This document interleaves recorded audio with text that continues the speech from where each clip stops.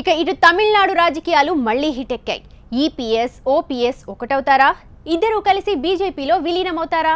లేదంటే దినకరన్తో కలిసి అన్నాడీఎంకేకి పూర్వ వైభవం తెస్తారా? అసలు చెన్నైలో ఏం జరుగుతోంది? ఇప్పుడు ఈ ప్రశ్నలు తమిళ ప్రజల్లో ఉత్కంఠ రేపుతూ ఉన్నాయి. దేశవ్యాప్తంగా ఆసక్తి రేపుతూ ఉన్నాయి.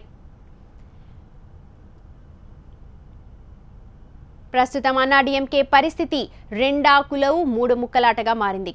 దినకరన్, పనీర్, పళని ఈ ముగ్గురు ఎవరికి వారు వ్యూహాలు రచిస్తున్నారు. తమ భవిష్యత్ కార్యాచరణపై పోటాపోటీగా సమావేశాలు ఏర్పాటు చేశారు. దీంతో నాయకులు, కార్యకర్తలు ఏం చేయాలో తెలియక అయోమయానికి గురవుతూ ఉన్నారు. తన నివాసంలో మద్దతుదారులు, జిల్లా క్యాడర్ నేతలతో మాజీ సీఎం పన్నీర్ సెల్వం సమావేశమయ్యారు.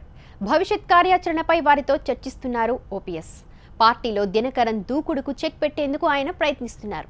అంతేకాదు, ప్రభుత్వానికి వ్యతిరేకంగా త్వరలోనే రాష్ట్ర వ్యాప్తంగా పర్యటించాలని భావిస్తూ ఉన్నారు. అటు సీఎం పళనిస్వామి కూడా ప్రత్యేక సమావేశానికి పిలుపునిచ్చారు. ఈ సమావేశానికి మంత్రులు, ఎమ్మెల్యేలు, సీనియర్ నేతలు హాజరు కానున్నారు. పన్నీర్తో కలవాలా లేదంటే దినకరన్ వెంట వెళ్లాలా అనే దానిపై ఓ నిర్ణయం తీసుకునే అవకాశం కనిపిస్తోంది. ఇప్పటికే ఓపీఎస్, ఈపీఎస్ వర్గాలు కలవబోతున్నారని, ఇద్దరూ కలిసి పార్టీని బీజేపీలో విలీనం చేస్తారన్న ప్రచారం జోరందుకుంది.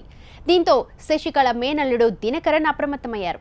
పన్నీర్, పళనిని తనతో కలుపుకుని పార్టీని ఒకటి చేయాలని భావిస్తూ ఉన్నారు. అన్నాడీఎంకే బీజేపీ చేతుల్లోకి వెళ్లకుండా కాపాడుకునేందుకు ప్రయత్నాలు చేస్తున్నట్లు సమాచారం.